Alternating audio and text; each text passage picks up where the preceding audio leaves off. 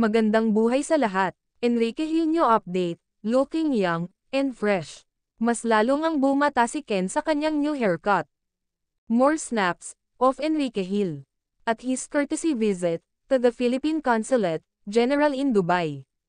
Sunod-sunod nga ang ganap ni Enrique Hill. Dahil pagkatapos ng show nito sa Dubai, ay meron ulit na kalinya na guestings nito. Sa June 21, special guest si Enrique Hill sa 18th Kestebeng Festival sa Maasim Municipal Gym, SAR Province. At sa June 26, special guest ulit si Enrique Hill sa Casino, Filipino Mactan. Samantala, nagiging busy man sina Enrique Hill and Liza Soberano. Pero tahimik na sinusuportahan ang bawat isa. Di mawawala ang pag-react ni Enrique Hill sa mga post ni Liza Soberano. At ganon din ang kanyang bunsong kapatid ni Andy Hill.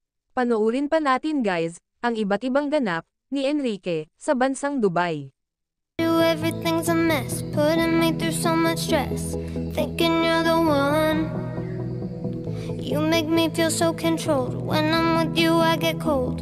Part of me is done. Sweet talker, no shocker, I can handle the ups and